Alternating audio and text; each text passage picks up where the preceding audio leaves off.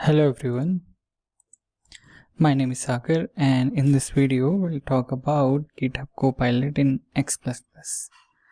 Now let me open. So you might have seen that we have something called GitHub Copilot. Okay, so basically it is an AI tool which will help us to write the code. It can generate the boiler piece of code for us, right? So how we can do this installation in X++? Okay, for that simply open your Visual Studio. Once you open that, you can go to your GitHub Copilot. Simply click on install GitHub Copilot.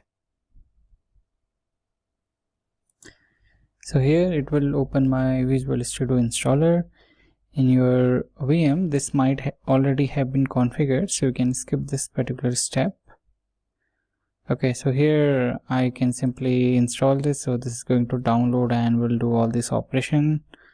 So let me pause the video for some time. Alright guys, so the installation is completed. Now I can open my Visual Studio.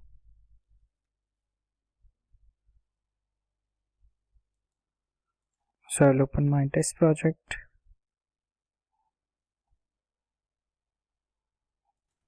Now here if you see this GitHub Copilot, I'm getting a green checkbox. Okay, and here basically you can sign in.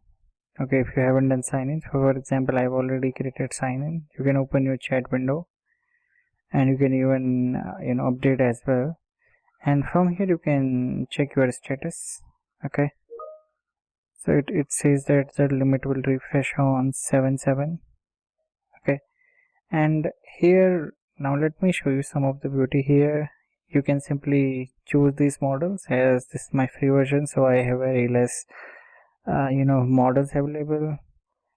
I can upload the file, images and other steps. Okay, so for example here let me quickly create a runnable class to show you an example. Go here, I'll create a runnable class. I'll call it as GitHub test.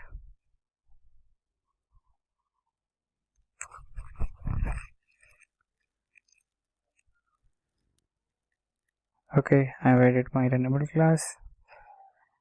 Okay, now here what you can do, you can open your GitHub.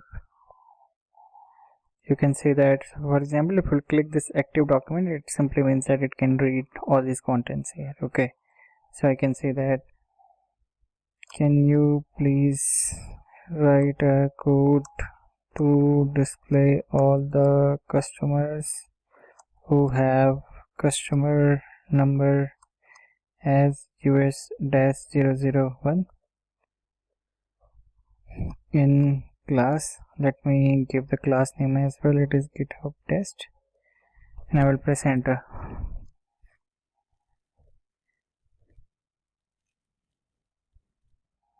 So now it will do its magic. It is thinking, it is able to read. Okay, and it wrote the correct query as well. Okay, I can simply copy this code, or I can click on this preview as well. Okay, and it will show me I'm all good here, right? So I can accept it.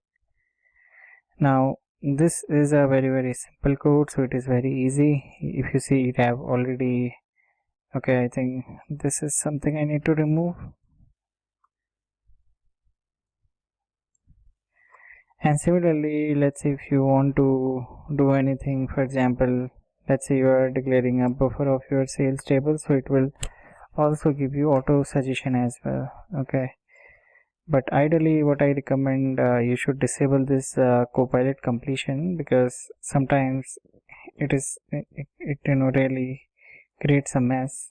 Okay, for example, here sales line, so if you see, now it is disabled. Okay, but it is all, it may be sometimes useful, but generally I try to disable it only, so you can do that as well. And additionally you can check out the settings from going to tools. Okay, you have options here. You should have a dedicated section for your GitHub Copilot. Okay, and you can check out various other settings as well. Okay, but this will simply help us to write the code, and it can read all the documents. For example, it can even read your standard classes as well. You simply need to add it. You can even upload the image as well. Okay, and yeah, so this is how you can use your GitHub Copilot, and you can improve your development process. Thank you for watching this video.